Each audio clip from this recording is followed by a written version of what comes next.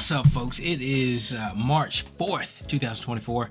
I'm Eric. I'm your host. Not a professional day trader, not a professional financial advisor, not anybody to you except for who I am to me and who I appear to be. That being said, I'm here. I'm here every day. I'm doing different things. And so, sometimes I'll come on here, I'll do a little bit of a live, or I might do a video to share with you what I've got going on. And so that you can see the matriculation, so you can see the process from start to finish, from when I started off, and most likely when I get to where I'm going, you won't see me anymore, right? So I hadn't got there yet. So until I get there, I urge you to join in the journey, join in the process, pick something up along the way, and hopefully it helps you to get to where you're going. Nevertheless, it's probably gonna be a quick video. So what I put together today, I have a problem. I have many problems, but I have one problem in particular: risk management. And so with that problem, when I trade manually, discretionary, that kind of thing, I'll find myself over leveraging. Even if the strategy looks pretty good, I'll over leverage. If the strategy doesn't look good, I'll over leverage. I just over leverage either way, which is odd because, like, when it comes to my real estate and stuff like that, I never leverage. I didn't want to leverage. I just wanted to get it for the best deal possible and then have the highest return on the investment. But when it comes to stocks, I'm like, buy it wherever. Throw 1,000 shares on it, throw 1,000 contracts, whatever. If it's good or bad, So I put together a risk calculator. This guy right here, right? So, and it took me probably, just kind of chatting with the guys on Discord and that kind of thing, on and off. It took me the better part of the morning. So 5 or 6 hours. To make this, right? To make this. It may seem like not too much, but nay. All right, so I'm gonna show you what it does for me, what the intent was, and I may still modify it as time goes on.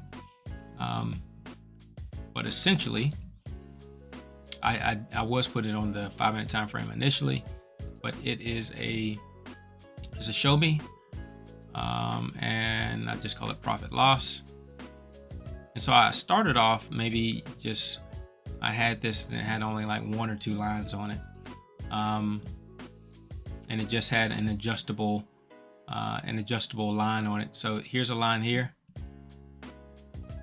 Now I can see that I'm going to have to go back and unlock that. And so it started off with just having a line on it and maybe quantity, but I kept upgrading it and upgrading it and upgrading it. And so I kept upgrading it to the point to where the script looks like this.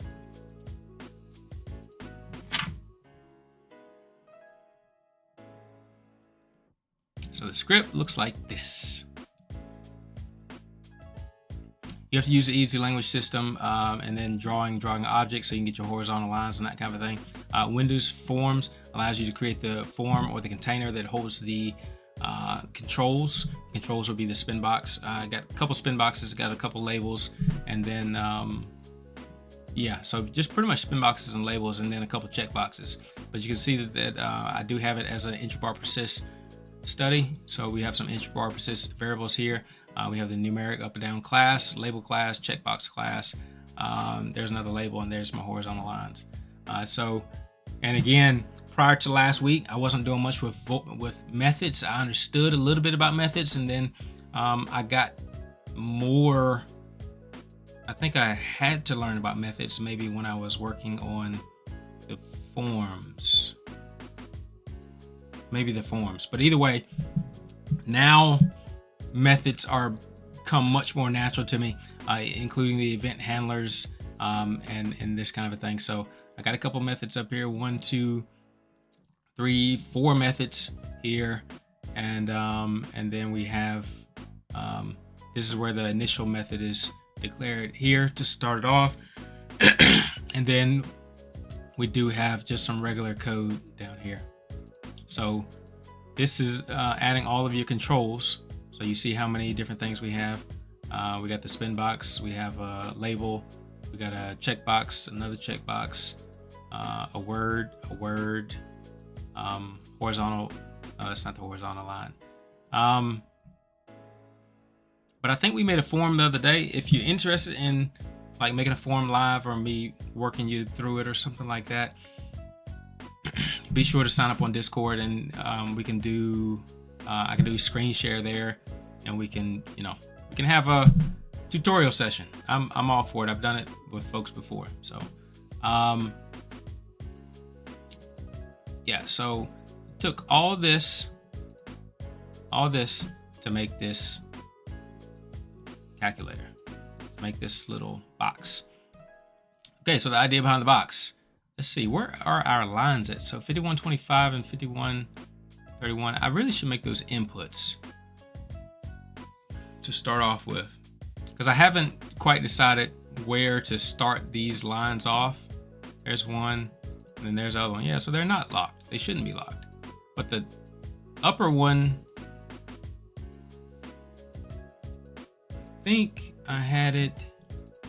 So the one that's take profit should be typically going to be on the higher side. It should be the green one. Or wait a minute, the red one.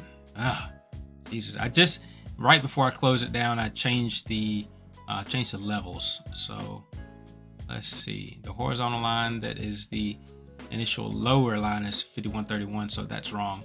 So the 5125 needs to be higher. That's correct.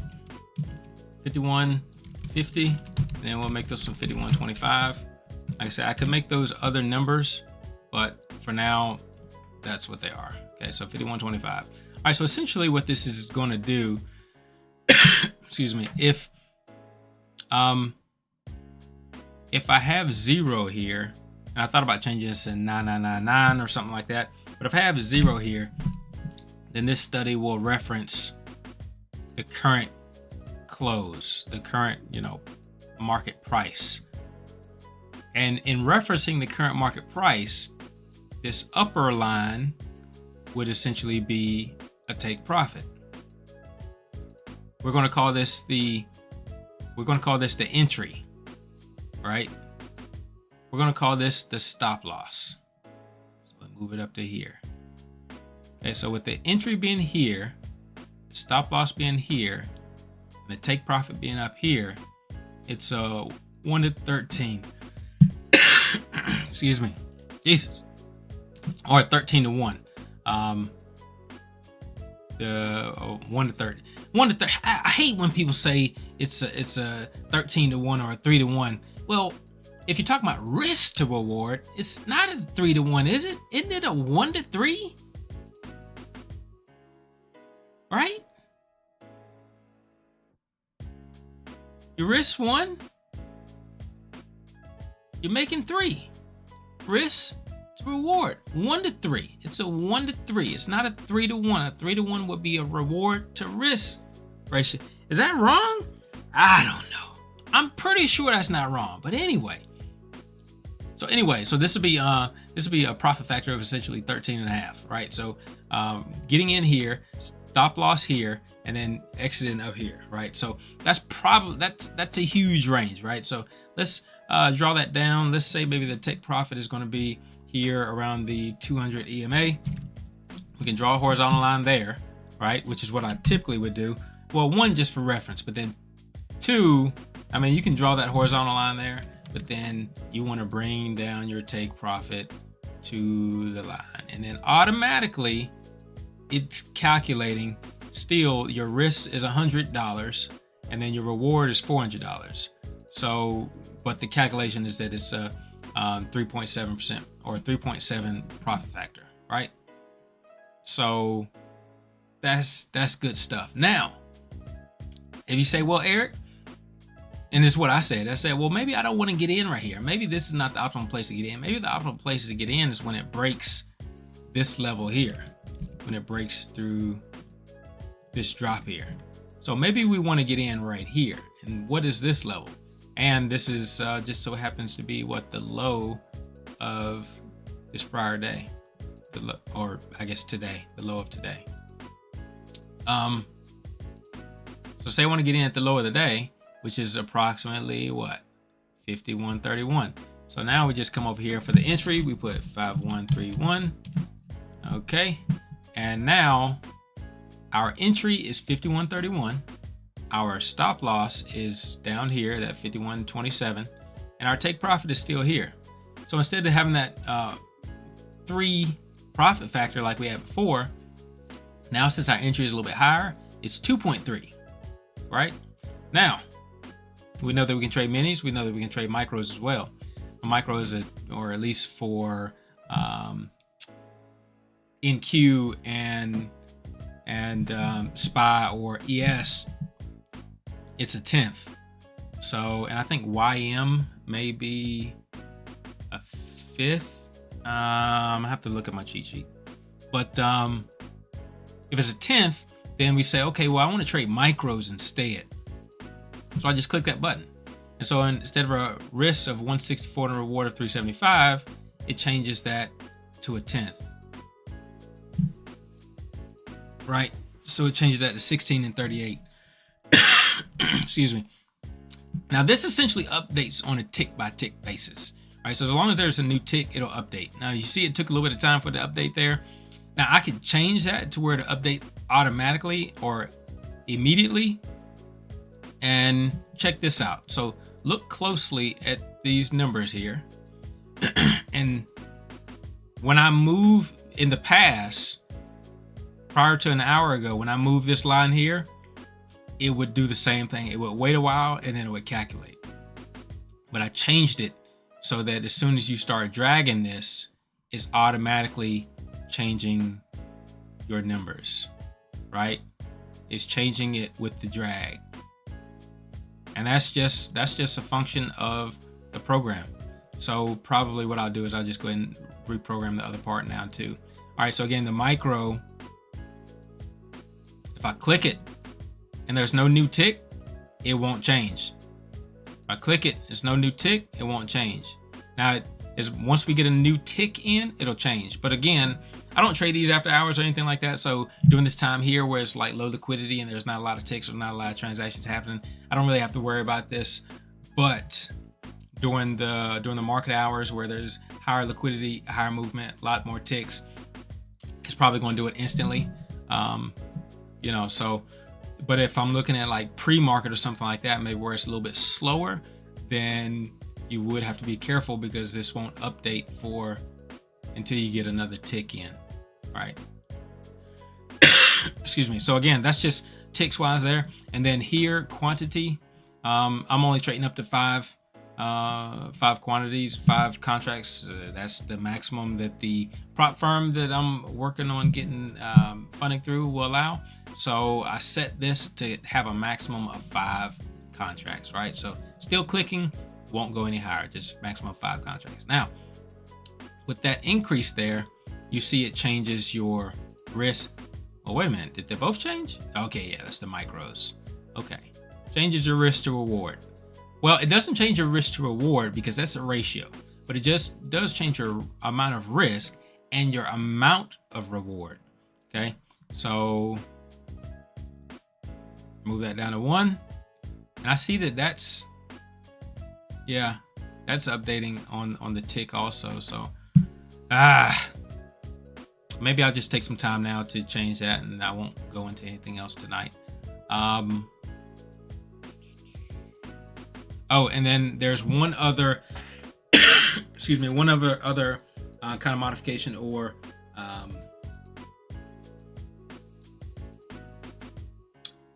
piece of programming that I did to it is that long or short, all right? Because you might want to take this as an entry long, and you might want to take this as an entry short. What we see on the long side, if we enter here, or I think we got up there, if we enter at 51.31, then we have a certain amount of profitability. We have a certain amount of risk, right? So right now it's roughly a 1 to 2 risk to reward. So if we flip that around, right, this should probably say about 0.5. Instead of going long, we're going to go short. Right, so about 0.4, right? Because now we're going down here, but our risk is this much. Our reward is, look, 1 box, 2 boxes, but these boxes are different shapes. Oh, okay, because they're split up by this line. Yeah, well, so this is your risk, or this is your reward that you're looking to go short with. And so your risk is here. So almost twice. But again, so with this handy dandy calculator, I mean, I call it handy dandy, but I mean, it took me 6 hours to make, right? So it's going to tell me the current price that the market is currently at. It's going to tell me the quantity that I'm trading.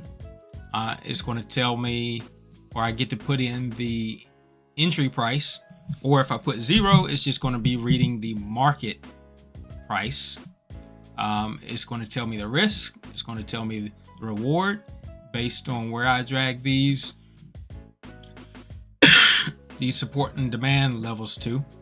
Okay, and then it's going to give me the opportunity to tell it if I'm going long, or if I'm going short, or if it's a regular contract, or if it's a micro. And now I'll tell you guys what I find myself doing, especially when I get to looking at some of these charts. And let me see if I can pull up my gallery here. Hang on.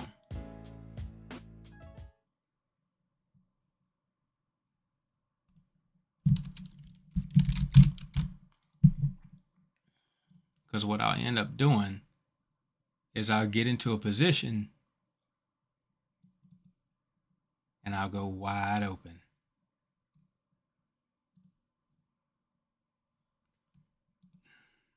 Let me see.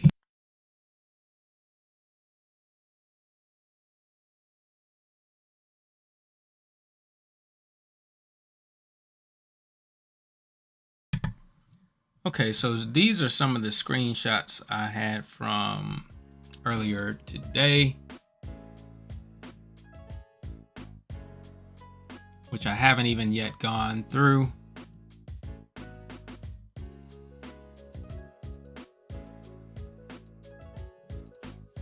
Just trying to see what the data is telling me. You see here before this huge run up, and I mean, now let's not get it twisted. It did sell back off toward the end of the day, but this huge run up here. Can I get a finger? Let me see. Can I get? Oh, it's gonna do this. But I can use my finger now. That right there. You had the huge amount of business, right? And so from there, while it was flat and riding the 200 EMA, excuse me, SMA, I use the SMA, and it was making higher lows. From there, it just shot up, right? Now, you could have took this because you felt good about it. I don't know what other technical analysis you would have been using to take this based off. Maybe because it was a equal low there. I don't know. I'm not superb with technical analysis, but I am getting the data so that I can make these behind the scenes, so I can have this understanding. And everybody's not going to see this. So.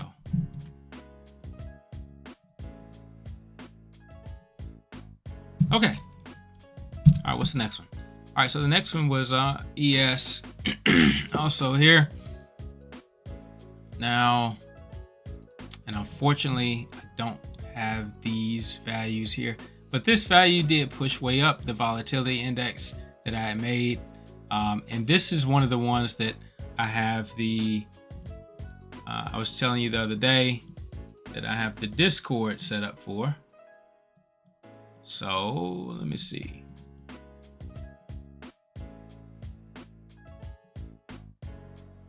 Yeah. So the Discord, like I said, I finally got some of the alerts set up. This volatility index here, that's what this is, right? So you see, you get these blue arrows and yellow arrows. When you start, you don't have them over here, but when you start getting them over here, that means something's about to happen. Something's about to happen, right? And it happened, right? And it happened. Okay, so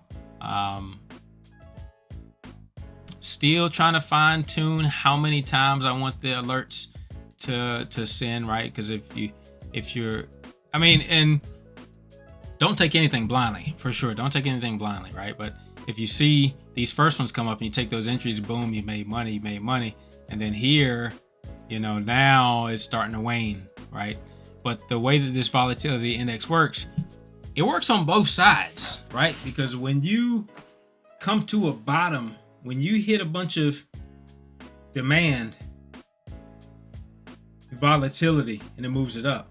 And then when you move it up and you hit supply, volatility, and it moves it down. So you do have to understand how the indicators work, or what they're measuring in order to trade with them. But what I'm saying is, I've got them firing up. I mean, they're going right now. And then also, excuse me, I was supposed to have this indicator down here. This indicator, the alerts, actually all my alerts weren't firing correctly today. I had to restart the computer and then they fired correctly. So TradeStation just did a update last week, and after the update, everything's acting crazy. But anyway, so this one down here also is supposed to have it's supposed to be getting alerts too. That one down there is volatility index with absorption version 3. I have a version 4 now, so I was just retesting that to make sure those worked. Retesting those later on tonight, and they're back working, so that's good. But the volatility index down here, it also, I've noticed that when the volatility index increases, that average, you got to move on the way also. You can see here where it lets you know that there's something happening, and that's in this range here. So that's that's what I'm doing with the alerts. All right, we covered the calculator. Excuse me.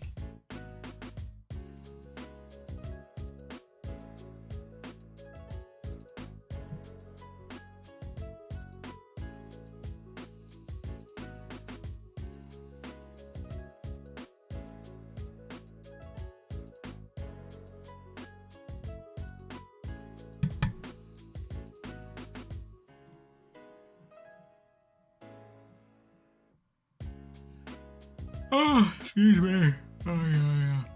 All right, so, all right. I guess, like I said, the last thing I'll do, instead of going into something completely new, which I could do, but for the sake of,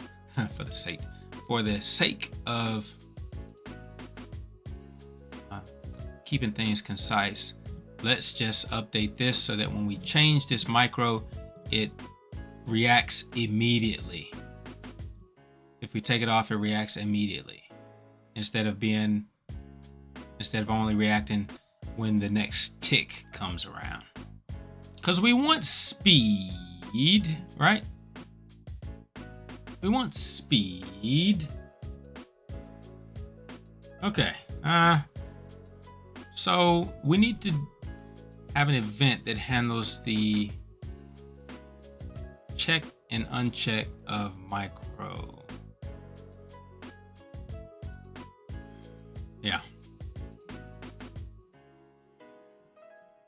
So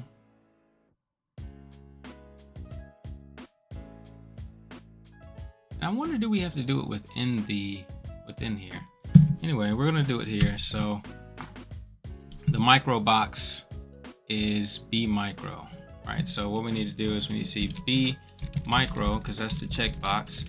Let's see what the event is. These lightning bolt ones are events, like if you click it, or if the check changed. We're gonna do check change.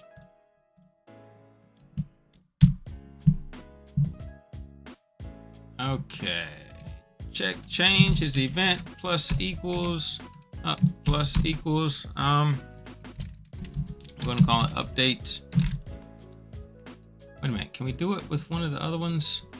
Do it all together? Yeah, because we want everything to update when we do this anyway. So let's do, I think I have another one called like update HL, maybe? Yeah, update HL. This is the one that does all the calculations. So we're gonna make it say update HL. Let's equals update HL. And then we can do that for the rest of them as well, because we already have one that's set up. See, both of these, when you are moving the demand line, or when you're moving the resistance line, they both are updated. This event is handled by this method. Okay, so we also want, if that check changes on micro, we want it to be handled by the same method. And if we have everything, if we have a change in quantity, and if we have a long this box, we want it to go as well. Let's see.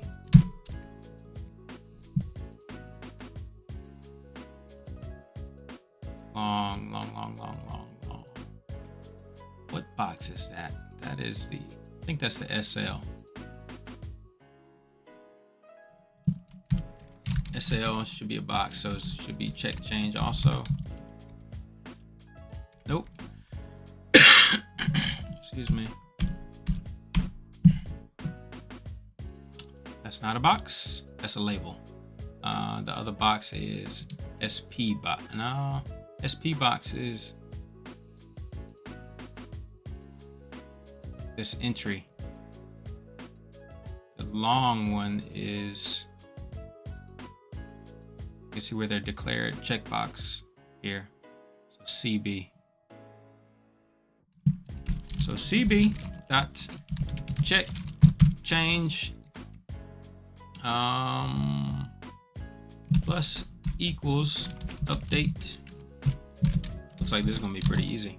All right, and then let's do the quantity also. Quantity, what is that? That's a spin box also, which is a spin box, but it's technically a numeric up down. QC stands for quantity of contracts, so QC. And so we'll do QC. We're looking for an event, whether we click on it, whether we got focus, which I don't even know what that means. Mouse clicked on it, mouse entered it, mouse left it. Visible change or value change. Value change, okay, plus equals update HL. All right, and then last one is this one, which is the spin box. So it's just SP box. SP box dot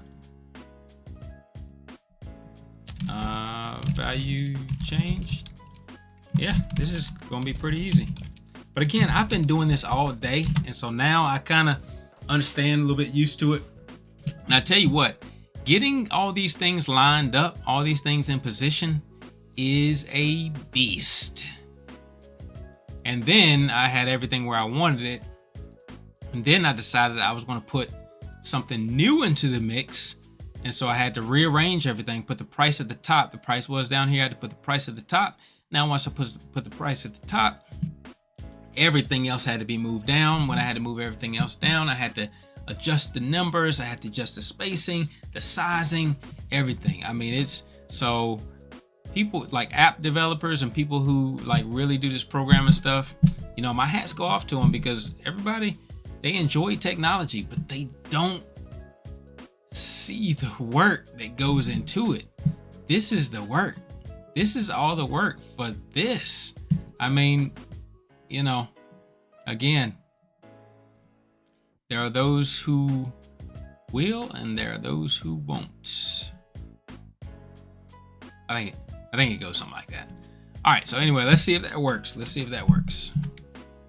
All right, change D. Okay, looks like that worked. Now again, when you start off here, you can put anything you want to in here. And matter of fact, instead of putting hey, I'm gonna put like my name or something, just to make it more cool. You can put anything you want, and then when it's updated, it will give you those other vowels. Give you those other vowels. All right. So now when I do it, it'll say Eric G. Oh, where's that one? That one should say Eric G too.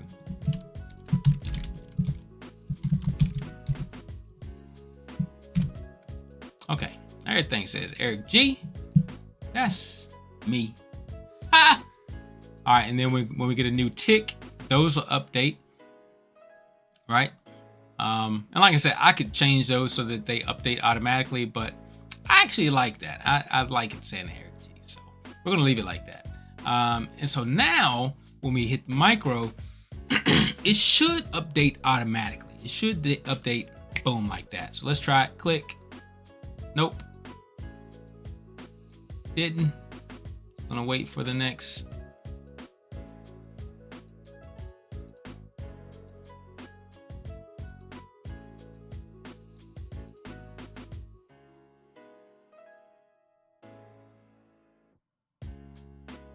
Wait for the next. There it is. Okay. All right. So let's go up here to update HAL and make sure that it does have the update criteria that we need.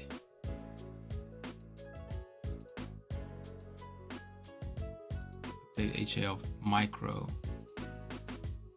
Doesn't have anything about the micro box. So I know it does back at the bottom, right here.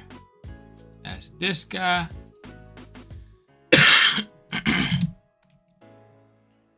So go back up, make sure that we have this in updated HAL.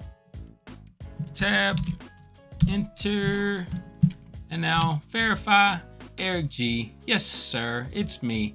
All right, and now we're gonna hit micro, and it does it automatically, super quick with a click. How you like that? Okay, same thing with the long. Should do the same thing. Go from long to short. It does it instantly with a click. None of that delay stuff, none of that waiting for a tick stuff. Does it instantly. All right. Current price is $51.30. So either we could do $51.30 here, or we can just put 0 and it'll give us the same results. Because remember, if we have a 0 here, then it's going to use market price, right? Or we can put our own number in for our entry or exit, 51.40, and then it will give us other numbers. Now, before I get off here, let me tell you. So this is, like I said, this is what I used to do, still do, whatever. Don't judge me. So I get in here and I say, oh man, I've got a great entry. I'm gonna get in here 5 contracts. Not only do I just get in here 5 contracts for whatever reason, say I got in here 5 contracts. Not only do I get in here 5 contracts for whatever reason, but I'll get out right here. I get out when it retests the top here, instead of zooming out and seeing that, okay, well, it's got a lot more potential. This descending resistance got a lot more potential there. Excuse me.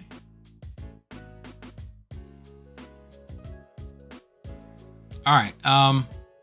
But so My problem is, like I said, leveraging, over leveraging.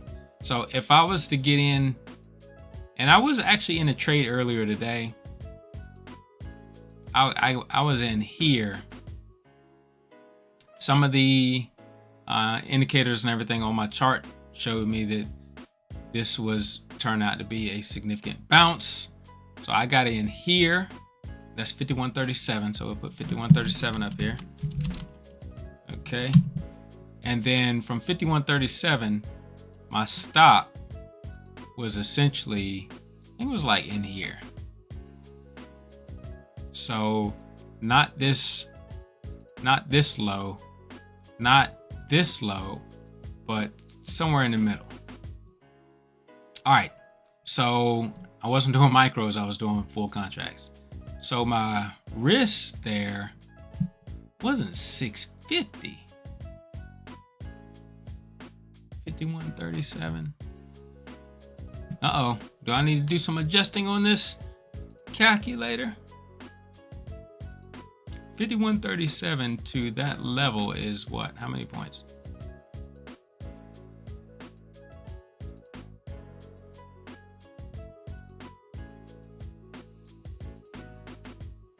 I got in about here, 51.37.80.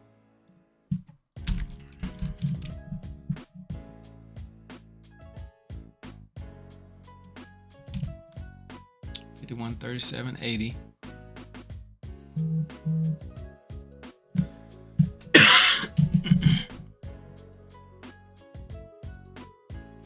All right, so 51.37.80 to stop loss here. Oh, that's why, because I mean, I've got all this stuff here. I've got all the information. So if you're going long, you need to click long.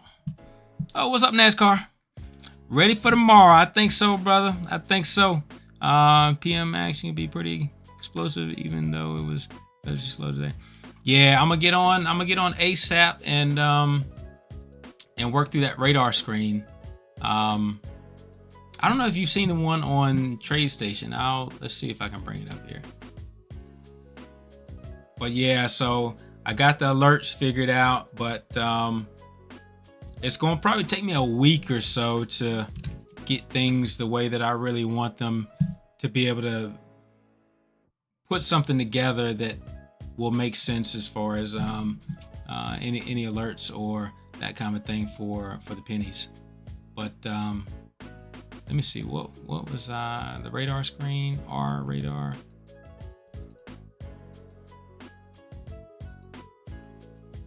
But yeah, I was just talking about the calculator that I made today. And so if we're going long there, like I said, the risk would have been $95 and the reward would have been, it was up here, $600, 1 to 6 risk to reward, but it wasn't. I should have got out here, right?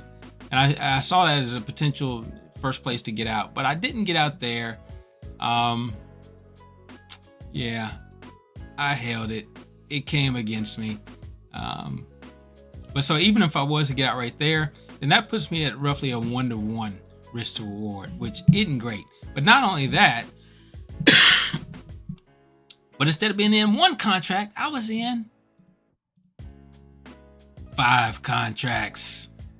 So now, instead of taking that 592 reward, now I'm losing $477 on that one trade. So yeah, living you learning, then you get loves. All right, so this is the radar screen here on TradeStation. All right, let's see. Rush camera. Breaking news strategy. Okay.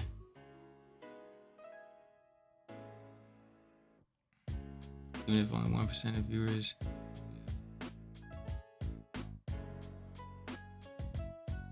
Yeah, very, very true.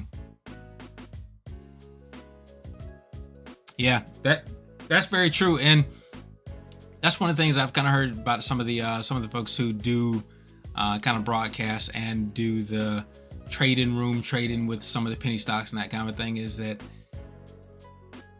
Is it all great technical analysis and great trading, or is a bunch of it advertising, marketing other folks, retail traders, to jump on the bandwagon, squeeze the liquidity, and then pump your move up while you exit, and you're making money? Yeah, you are making money, you know, but everybody, you know, you're making the money that everybody's depositing. So, I mean, but you're right. If you can recognize that and you can jump in, jump out before everybody else decides to either cut their losses or take their profits, then yeah. But he tends to put out some stuff every now and then anyway, though, doesn't he, Ross Cameron? Warrior Trading, right? Man, I think I looked up some of his videos one time, and not just the videos, but the courses. It's like $5,000 or $8,000. I'm not saying it's not worth it, but I'm not saying it's worth it either. So, I don't know.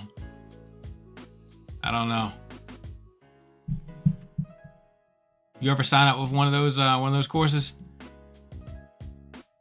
Because I've seen him do some of his live trading before. And you know what? Now that I think about it, I don't know if it's live trading or if it was recorded live trading. But either way, it was, I'm in, I'm out. I'm in here, scaling up, I'm out. So, I don't know. All right. But so this is what I have to figure out with on TradeStation here. So, you have the gainers of the day, losers of the day. I want to make my own screener, and then from that, take some of these other scripts that I have, and I think low and high of the day are just generic scripts with TradeStation even, but this is one of the, I put them together in a study, and then so I was able to pull this up. I don't like TradeStation's scanner as much as TD Ameritrade. I mean, gonna be 100% honest. I don't like it as much as TD Ameritrade has a fantastic scanner. So I've really got to put a little bit more time into figuring out how these scanners will work to my benefit. And not only that, but like I said, looking at different futures contracts and even looking at the different tech stocks, it'd be good to be able to see at one time without necessarily having to pull up a chart that has 10 different tech stocks, or Amazon, Google, Nvidia, Microsoft, Alphabet, Google, Eli Lilly. Yeah, all those. Instead of pulling them all up on charts, it would be great to just be able to pull them up here, see what they're all doing relatively, whether it be RSI, whether it be distance from high to low of the day, relative volume, all that kind of stuff would just come up all at one time. You can sort it, filter it by who's ever the biggest dog, whether it be Microsoft or Tesla, who's leading the race, leading the pack, and and make smarter trading decisions. If everything is green for the day or everything's red for the day, whatnot. So yeah, but that's the plan for tomorrow. Definitely going to be looking at futures, but like I said, I'm certainly interested in what some of these penny stocks are doing today. Excuse me. I think NASCAR and I were looking at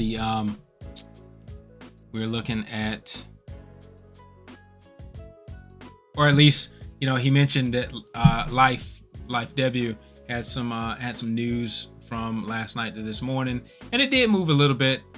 I was able to capture some of it on my computer before it stopped cooperating. So let me see if I can find that. and I posted it in the Discord. But let's see, I got a couple screenshots here. Because again, I screen record lots of stuff so I can go back and review it. Oh, and for folks who do trade with TradeStation, I did find on the TradeStation forums there is somebody who has posted a free Delta footprint.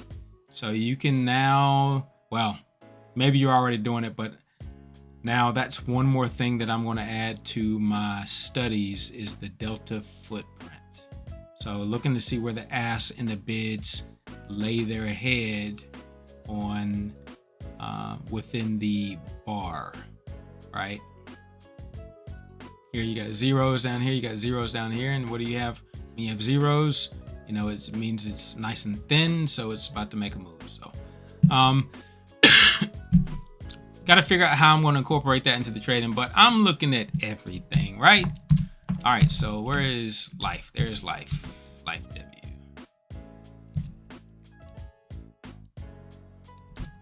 Okay, so life W here. This is what it did right around 8 o'clock this morning. It kind of did that barcode thing. And typically, I don't know about you, NASCAR, but typically when I see like this barcoding going on or here around 8 o'clock, I typically would expect that price will move within that band, within that range, at least at some point. And it certainly did. It kind of dropped right below it here, but then it came back up, and it didn't cross it immediately, but just kind of retesting higher low, if you will, and then it just kind of retraced, and then from there we got a high amount of bid sentiment, right? So a lot of bid orders that came in, not transactions, but bids hit the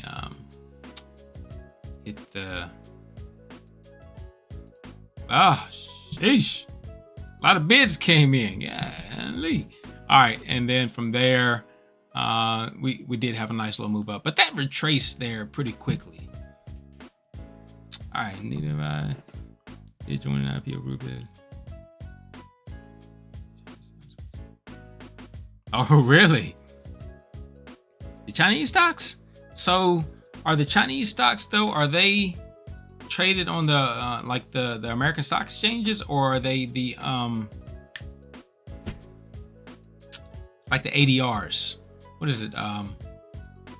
American Depository Receipts or something like that? Are they the ADRs, or are they actually, do they have their own ticker on, you know, New York Stock Exchange or American Stock Exchange, anything like that? Because otherwise, you're trading OTC, and OTC is the Wild Wild West. Please tell me not. Are you trading OTC? If you are, then you got more balls than a bulldog. Because OTC is, whew. But I guess it's not too bad though, is it? Is it? It's all Nasdaq. Okay, Nasdaq. Yeah, because OTC, I think it's at least on Trace TD Ameritrade back when I was looking at, I believe it was around was it $2.95 or $7.95 one way to make your trades? So, I mean, and that's not terrible if you're gonna put some money there or leave it there or something like that. But to know that, you know, there's less regulation and you know, the companies are not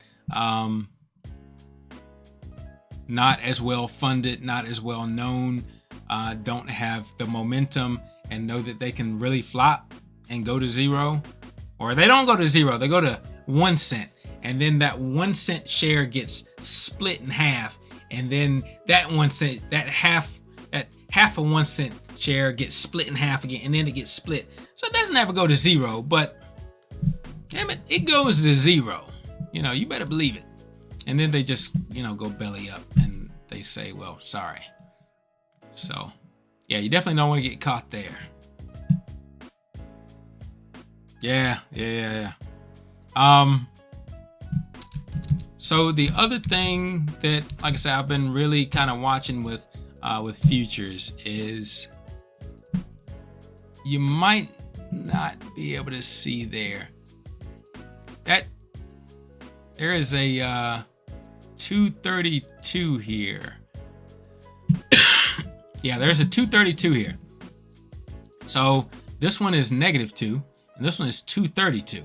Now, when the stock comes and drops down, I know it's a scary place to buy, but you want to look to the left and you want to find some support over there. So that's using your technical analysis. But now I'm using my x-ray vision. I'm seeing within the chart, I'm seeing that we got 232 showing that amount of volatility, that volatility index that I told you I put together.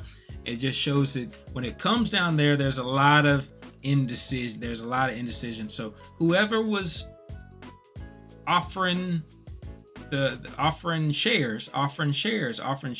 Somebody said, "Yeah, I take that. And they said, "I'm offering." No, I take that. I'm offering. I take that. And it's just boom, boom, boom, boom. That is where the market reverses. So I've seen it for the last several days. The best entry point happens like once a day, though, right? So it's not multiple in and out. I'm bad about waiting for stuff like that. I like to trade, but I'm trying to learn more to exercise patience. But those points there are where I consistently see the market turn around. And that also is something that shows up on my that's one of the ones that is supposed to be showing up in the alerts. It's supposed to be the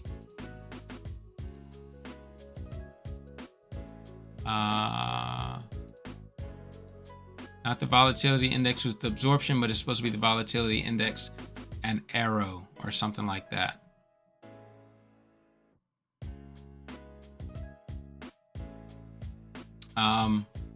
Yeah, this one here, volatility index and arrow. It's supposed to be that one. So, and NASCAR, hopefully I can get this thing situated to where we can see what this looks like on these penny stocks, so we can find, great opportunities for entries into the small cap, mid cap stocks as well, or micros as well. But I will say, and that's why, like I said, I need to see enough of them, and we got to compare the volume and the float and everything like that, because for ES, this number usually is around 1. Now, when I've seen it hit about 500, it really takes off. 200, 230 is pretty good. 120 is a sideways movement. 120, 150 is a sideways movement. 200, 250 lets you know that it's probably going to have some momentum. 500 means it's going to take off. All right. NQ on the other hand, yeah, NQ on the other hand does a little bit different. So I gotta see what NQ is doing, because those numbers are a lot different. So we have to see what we can see. All right. But as for now, it's time to shut it down, and we're gonna get ready for tomorrow. We're gonna make some good trading decisions and make some money. All right, what happened to my trading platform? All right, there we go. All